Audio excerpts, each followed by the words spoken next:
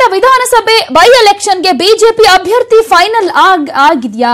ರಾಮನಗರ ಜಿಲ್ಲಾ ಬಿಜೆಪಿ ಅಧ್ಯಕ್ಷ ರುದ್ರೇಶ್ ಅವರು ಸ್ಪರ್ಧೆಗೆ ಇಳಿತಾರೆ ಅಂತ ಹೇಳಲಾಗ್ತಾ ಇದೆ. ರುದ್ರೇಶ್ ಸ್ಪರ್ಧೆಯ ಬಗ್ಗೆ ಅಧಿಕೃತ ಘೋಷಣೆ ಮಾಡೋದು ಒಂದೇ ಬಾಕಿ ಇದೆ.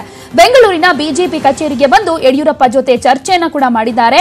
ಬಿಎಸ್ವೈ ಹೇಳಿದ್ರೆ ಸ್ಪರ್ಧೆಗೆ ನಿಲ್ತೀನಿ ಅನ್ನುವಂತ ಮಾತನ್ನ ರುದ್ರೇಶ್ ಅವರು ಕೂಡ ಹೇಳ್ತಾ ಇದ್ದಾರೆ. ರಾಮನಗರ ವಿಧಾನಸಭೆ ಬೈ ಎಲೆಕ್ಷನ್ಗೆ ಬಿಜೆಪಿ ಅಭ್ಯರ್ಥಿಯನ್ನ ಫೈನಲ್ ಮಾಡಲಾಗಿದೆ ಅನ್ನುವಂತ ಮಾತು ಕೇಳಿ ಬರ್ತಾ ಇದೆ. ಆದ್ರೆ ಅಧಿಕೃತವಾಗಿ ಇನ್ನೂ ಕೂಡ ಅದು ಕನ್ಫರ್ಮ್ ಆಗಿಲ್ಲ. ರಾಮನಗರ ಜಿಲ್ಲಾ ಬಿಜೆಪಿ ಅಧ್ಯಕ್ಷ ರುದ್ರೇಶ್ ಅವರು ಸ್ಪರ್ಧೆಗೆ ಇಳಿತಾರೆ ಅಂತ ಹೇಳಲಾಗ್ತಾ ಇದೆ.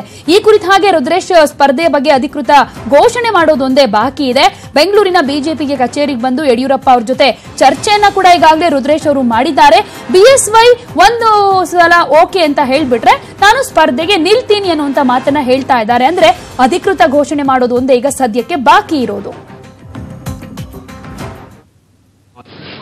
ರಾಮನಗರ ಮತ್ತು ಜಮಖಂಡಿ ಉಪಚುನಾವಣೆಗಳ ಬಗ್ಗೆ ಅಭ್ಯರ್ಥಿ ಯಾರಾಗಬೇಕು ಅಂತ ಚರ್ಚೆ ಆಗ್ತಾ ಇದೆ. ನಮ್ಮ ಪ್ರಮುಖರ ಜೊತೆ ಸಮಾಲೋಚನೆ ಮಾಡಿ ಆದಷ್ಟು ಬೇಗ ತೀರ್ಮಾನ ತಗೊಂಡು ಕೆಲಸ ಪ್ರಾರಂಭ ಮಾಡೋರಿದ್ದೇವೆ. ನಾವು ಮತ್ತು ಯೋಗೇಶ್ ಅವರು ನಡೀತಾ ಇದೆ.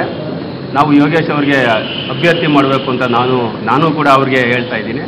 ಇನ್ನೂ ಅಧ್ಯಕ್ಷರು ಮತ್ತು ನಮ್ಮ ಪಕ್ಷದಲ್ಲಿ ಇನ್ನೂ ಯಾವುದೇ ತೀರ್ಮಾನ ಆಗಿಲ್ಲ. ಅದಕ್ಕೆ ಇವಾಗ ರಾಜ್ಯದವರೆಲ್ಲ ಅವರು ಗೆಲ್ಲೇಬೇಕು ಅನ್ನೋ ಅವರು ಯಾವ ಥರ ಒಂದು ತಂತ್ರಗಾರಿಕೆ ಮಾಡಿದ್ದಾರೆ.